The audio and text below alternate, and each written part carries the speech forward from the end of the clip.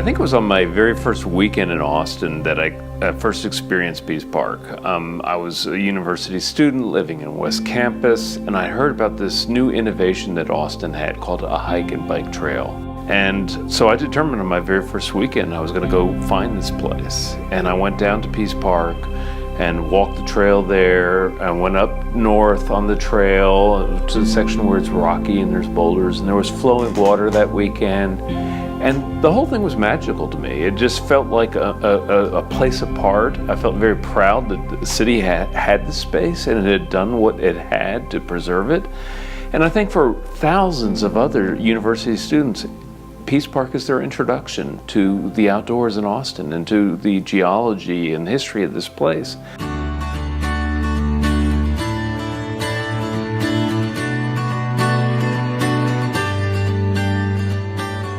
I think the importance of green space in the core of Austin cannot be overstated.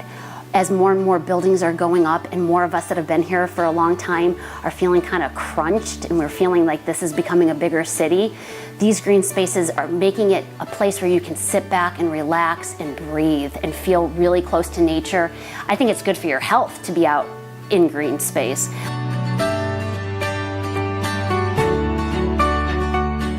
Look, Pease Park is built right into the DNA of this city. It has been with us from the very beginning. It's a lasting legacy from one of the pivotal governors in Texas history. And it's not just some archaic old piece of dirt. We've turned it into really the spine of our city. To get up and down Austin, you're touching Pease Park, and it's something that affects not just folks in West Austin or folks downtown, it's really for the whole city. It was one of the very first concepts of a long hike and bike trail type park in America. It was a forerunner and a model for parks all across this country. It means a lot to us here. You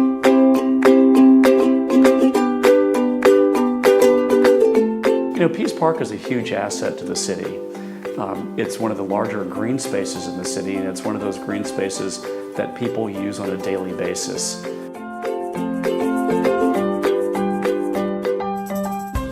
With greater density happening, there's smaller and smaller personal green space in our homes, and the fact that there's a place where people can gather together, where community can be built among nature is just, it's a celebration of humanity as opposed to just becoming, you know, cogs in the wheel of this urban existence that we have.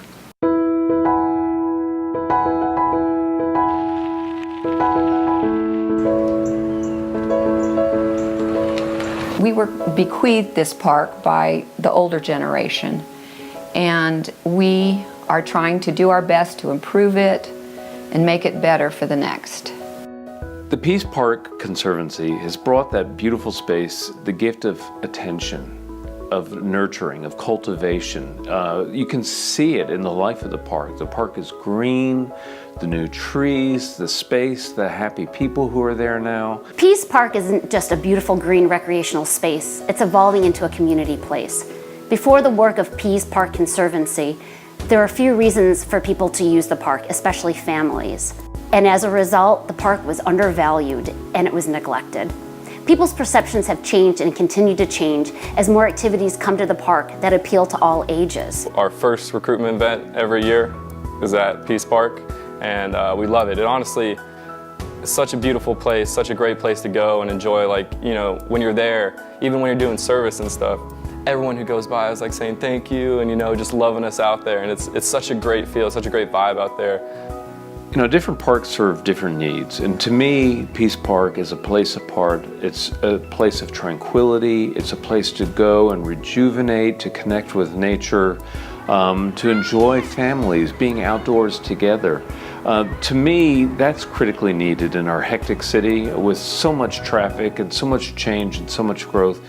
Pease Park offers that respite that so many of us need. I think one of the biggest strengths of Pease Park, given its location, is the diversity of people that have access to the park.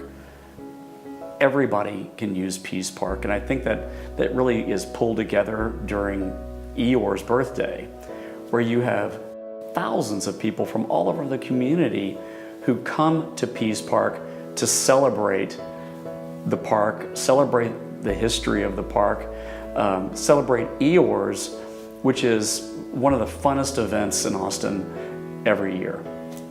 When I think about the Pease Park Conservancy, I think about a lot of people that are dedicated to the park, and they saw a neglected park and they jumped in and they wanted to fix it and make it better. So I just see it as a group of people that looked at a park, said, what an opportunity, and they had the vision and the know-how and the manpower to get it done. Oh, the Pease Park project was so exciting and important to us, primarily for the history. The fact that Governor and Mrs. Pease gave that park to the city set this stage for the importance of civic pride and the importance of green space within an urban context. That basic foundation of meaning, we were able to build upon that and the historic elements in the park, and it was just a springboard for the ideas of the design of the solutions we came up with.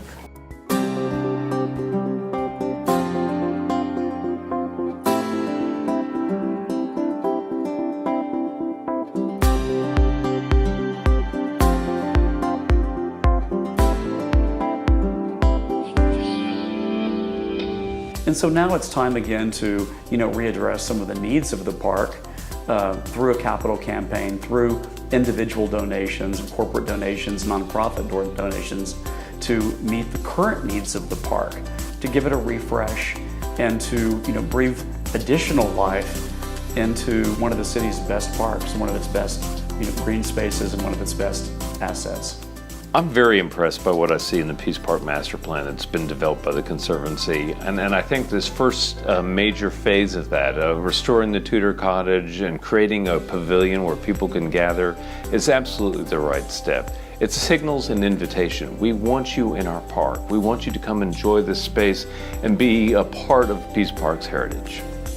Funding and implementing the master plan cannot be overstated. We need a clear vision to bring these varied activities into the park and to create spaces that appeal to everyone. This is a signature piece of Austin, and I think that in the future, people will thank the Conservancy and thank us for investing the love and care and attention that we have in this beautiful space. If we don't do what we need through master planning and through improvements, we're going to lose this gem. That's why we have to double down our efforts. We have to get this right.